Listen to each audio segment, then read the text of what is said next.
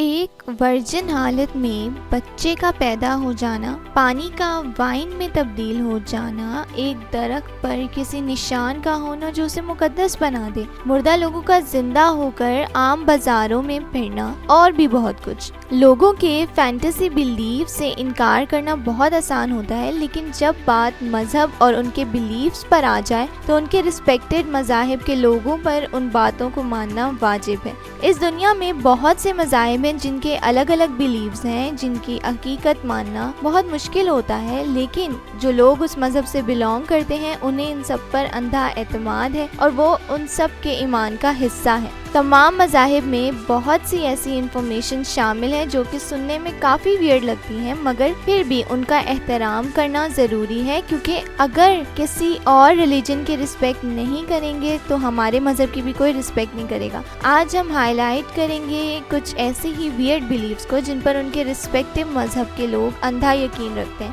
تو چلیے شروع کرتے ہیں۔ میں ہوں آپ کی ہوسٹ علیشا اور آپ دیکھ رہے ہیں top facts T V. Fact number 1، Bible believing Christianity کے مطابق پگز ایک ایول جانور ہے جس کو ایول اسپرٹس کنٹرول کرتی ہیں، اور وہ وہی کرتا ہے جو وہ بری اسپرٹس اس سے کرواتی ہیں جب بھی وہ زیادہ تر گندگی میں رہتا ہے اور گندگی ہی کھانا پسند کرتا ہے۔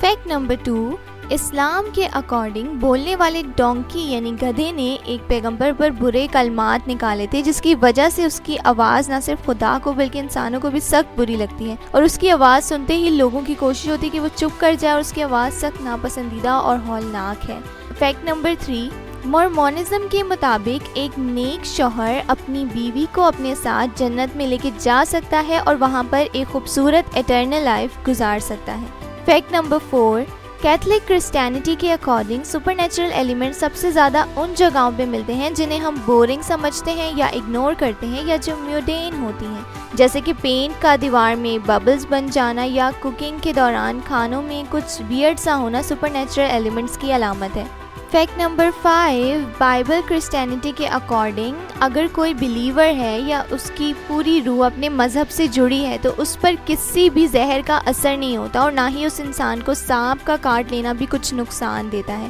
فیکٹ نمبر 6، سائنٹالوجی کے اکارڈنگ ایک انسان کو والکینوز کے قریب کھڑا کر دیا جائے تو وہ ہائیڈروجن بامز اور گیسز کی وجہ سے ایلینز میں کنورٹڈ ہو جائے گا، یعنی ایک ایسی مخلوق جو کہ انسانوں کی اپیرنس سے الگ ہوتی ہے۔ فیکٹ نمبر 7، جودھزم کے مطابق اگر آپ چکن کو یعنی مرغے کو اپنے سر پر سے گھمائیں گے تو آپ کے سب گناہ معاف ہو جائیں گے، اور وہ اس چکن کے سر ہو جائیں گے، جس وجہ سے آپ کی روح پوری طرح گناہوں سے پاک ہو جائے گی۔ فیکٹ نمبر 8، بائبل کے اکارڈنگ نیو بورن بیبی پر بار بار پانی کا چھڑکاؤ کرنے سے اس کی پری میچور ڈیتھ کاز کرنے والی بیماریاں ختم ہو جاتی ہیں۔ فیکٹ نمبر 9، ہندو مذہب کے مطابق ان کا ایک مین خدا ہے جس کا نام ہے برہما، مطلب بیسیکلی اس مذہب میں تری مورتی ہے جس میں برہما، وشنو جو کائنات کا پرزرور ہے اور شیوا آتے ہیں جو کہ اس دنیا کو ختم کرنے والے ہیں، اور اس کے بعد انہی نے ہندو مذہب میں باقی ہزاروں کی تعداد میں گاڈز آفر کی ہیں تاکہ لوگ جسے چاہے ورشپ کریں، مگر ان سب کا مین ہیڈ برہما ہی ہے اور سب خدا انہی سے بلانگ کرتے ہیں۔